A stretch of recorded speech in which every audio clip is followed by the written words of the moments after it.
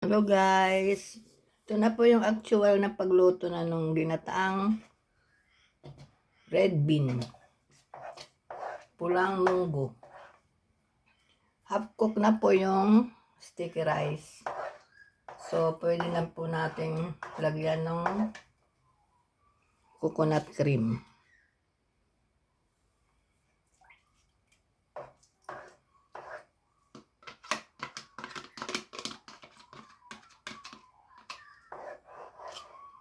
Dagdagan pa po natin ng coconut cream.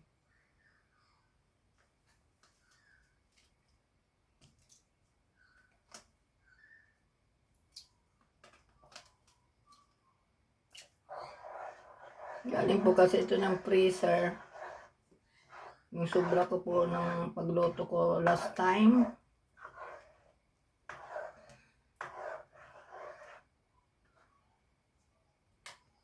Ilagay po natin yung nabuo na siya.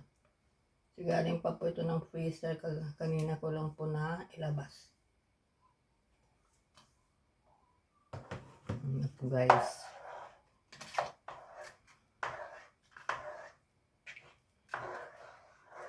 Nilagyan ko ito siya ng konting vanilla at saka sugar na.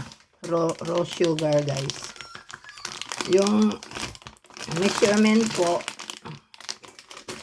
1.5 cup po na regular lang po na cup. Hindi po yung 1.5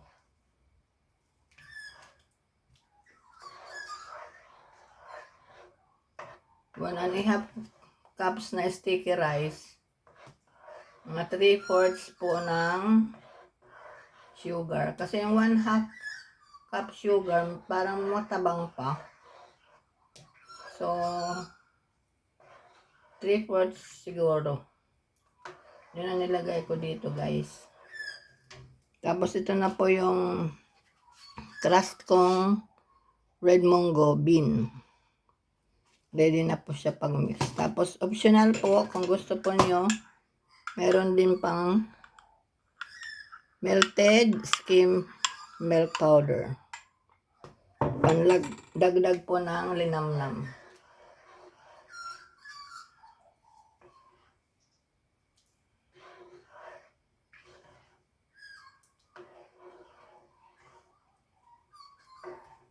Halo-halo lang.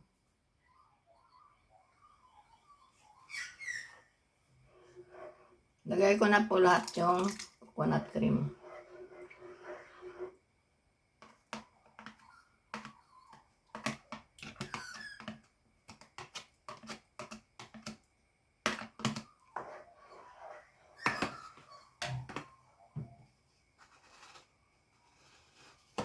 Nagdadry din siya habang tumatagal na nakasalang.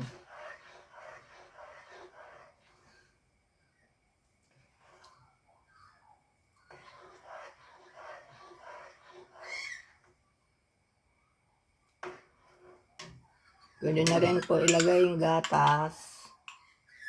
Yung melted skim milk powder guys.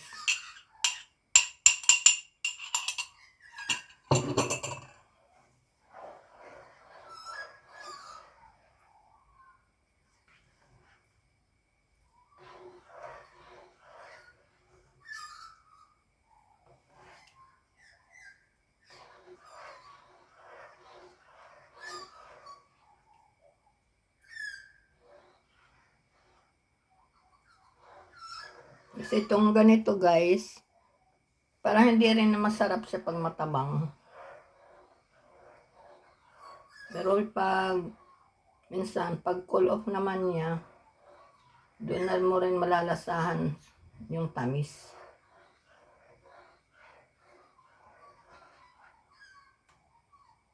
Yan.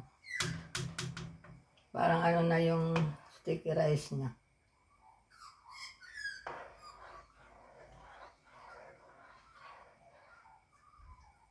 Na maya-maya lang po, nahalo na natin yung ating crust red munggo bean. Tinanggalan ko rin po siya ng ano, yung parang ipa.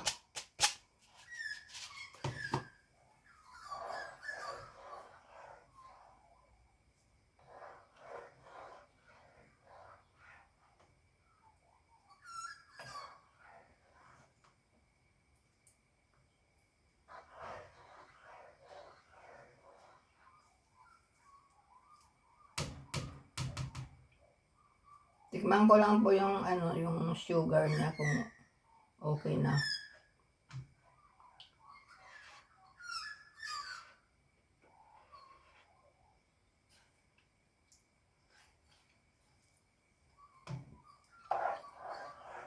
May lasa na naman siyang tamis.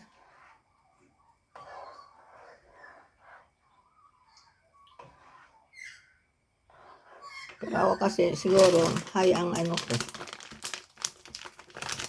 ng sugar. Natatabangan kasi pa ako guys. Dagdagan ko lang siya ng konti po. Yan. Safe pa rin siguro yan.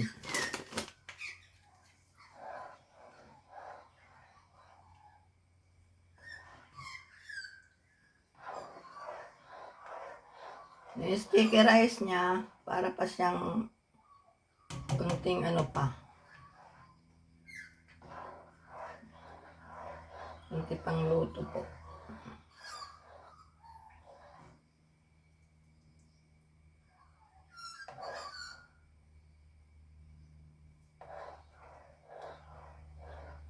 Pwede na natin ihalo itong ating crushed munggo, red bean,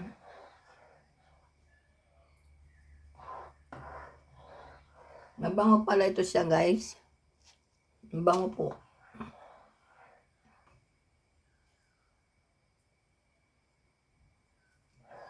Kaya pala, pag ganitong luto, pinupukpok mo yung kinakras mo para lalabas yung kanyang amoy. Yan na siya guys. Ay malapit na po siyang maluto yung ating sticky rice. Yan na siya.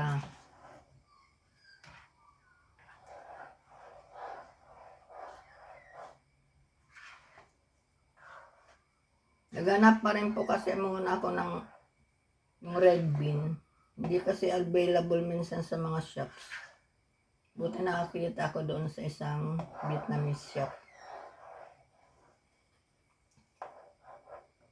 So, i-close up po na po siya sa inyo guys. Yan na siya.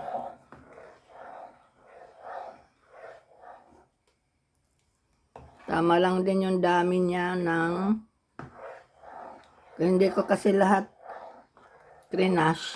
Kasi sabi ko parang ang dami. So, for 1.5 cups po na ano, na sticky rice. Parang okay lang yung hinati ko rin lang siya. Yung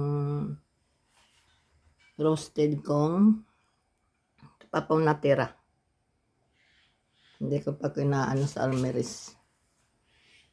Para next time po kung makaluto ulit,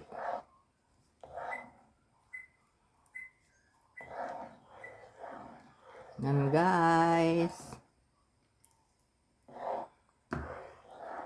Kunti-kunti na lang pong halo. Luto na po siya. Thanks for watching. See you again in my next video.